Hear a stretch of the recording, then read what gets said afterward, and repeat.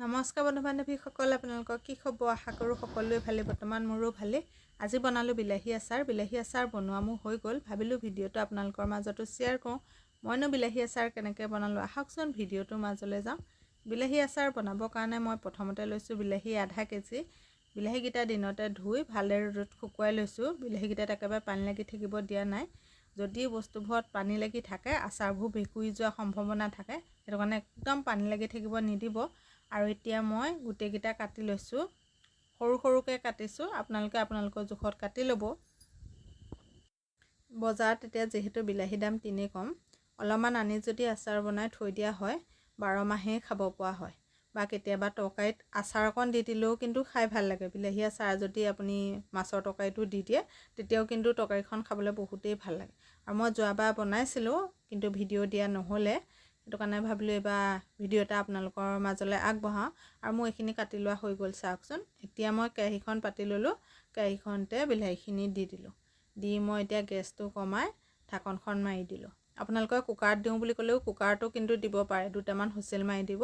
কিন্তু পানী নিদিব দেই, এইখিনিৰ পৰাই পানী ওলাই যাব বিলাহীখিনিৰ পৰাই। আৰু এইফালে ল'লোঁ মছলাকেইটা গৰম কৰিবলৈ। মই ইয়াতে গোটা ধনিয়া দিছোঁ 3 চামুচ। ইয়াতে চকগুটিও দিছোঁ 3 চামুচ। কালজিৰা দিম 1 চামুচ। জিৰা দিম 2 চামুচ। বগা সৰিয়হ দিছোঁ এবাটি, সৰু বাটি এটা লৈছোঁ, বাটিটোৱে এবাটি দি দিছোঁ। এইখিনি মছলা মই অলপমান বেছিকৈ গৰম কৰিছোঁ, মানে পাছত আকৌ আচাৰ বনালে মছলা গৰম নকৰিলেও হৈ যাব। মছলাখিনি ভাজোঁতে গেছটো একেবাৰে কমাই ল'ব, লাহে লাহে লৰাই ভাজি থাকিব। আৰু মছলাকেইটাৰ পৰা খুব ধুনীয়া গোন্ধ এটা মাৰিব। তেতিয়াই গেছটো অফ কৰি দি আপোনালোকে লগতে বেলেগ এটা বাচনত থৈ ল'ব। কেৰাহীখনতে থৈ নিদিব, নহ'লে মছলাকেইটা বেছিকৈ খাই গ'লে আচাৰটো ভাল নহ'ব।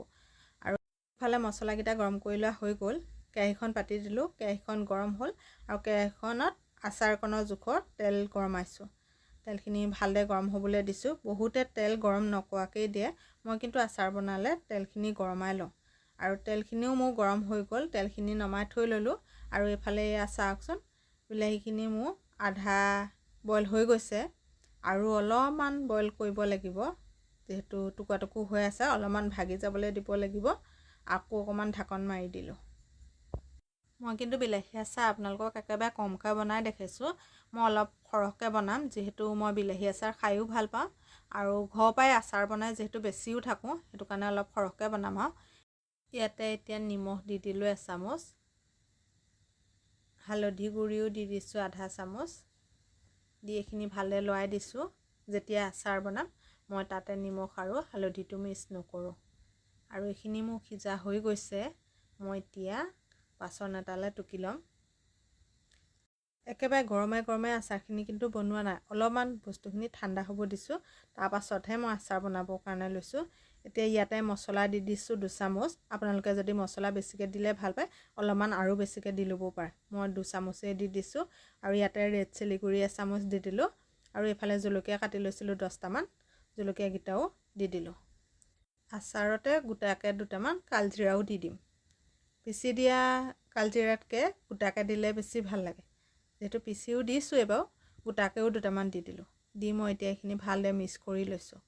আপোনালোকে বাৰু বিলাহী আচাৰ ঘৰত বনাই খাই চাইছেনে? যদিহে চোৱা নাই, এই ভিডিঅ'টো চোৱাৰ পিছত আপোনালোকে একদম সহজতে ঘৰতে বিলাহী আচাৰ বনাই খাই চাব পাৰিব। আৰু খাই চাই কিন্তু কেনেকুৱা পালে জনাবলৈ নাপাহৰিব। আৰু মোৰ এইফালে আচাৰখিনি মিলাই লোৱা হৈ গ'ল। ইয়াতে মই এতিয়া তেলখিনি মিক্স কৰিলোঁ। তেলখিনি মিক্স কৰাৰ পাছত মোৰ আজি আচাৰ ৰেডি হৈ যাব। আপোনালোকক ভিডিঅ'টো দেখালোঁ, ভিডিঅ'টো চাই কেনেকুৱা পালে জনাবলৈ নাপাহৰিব। আৰু যদিহে ভিডিঅ'টো চাই ভাল লাগে লাইক এটা কৰি দিব। ইউটিউবত চালে চেনেলটো ছাবস্ক্ৰাইব কৰি দিব। ফেচবুকত চালে পেজটো ফ'ল' কৰি দিব। আচাৰ ৰেডি হৈ গৈছে। ইয়াতে আপোনালোকে যদি ভেঁকুৰি যাব বুলি ভাবে, তেতিয়া গোল নেমু থাকিলে বা কাজি নেমু থাকিলে অকণমান ৰস চেপি দিব পাৰে। নহ'লে ভিনেগাৰ থাকিলে ভিনেগাৰো দিব পাৰে। মই কিন্তু একো নিদিওঁ, এনেকৈ এদিনৰ কাৰণে বা 2 দিনৰ কাৰণে ৰ'দত দি দিম, তাৰপৰা বৈয়ামত ভৰাই থৈ দিম। আৰু আজিৰ ভিডিঅ'টো ইমানেই আছিলে। আন এটা ভিডিঅ'ত লগ পোৱাৰ প্ৰতিশ্ৰুতিৰে আজিলৈ আহিছোঁ। বাই।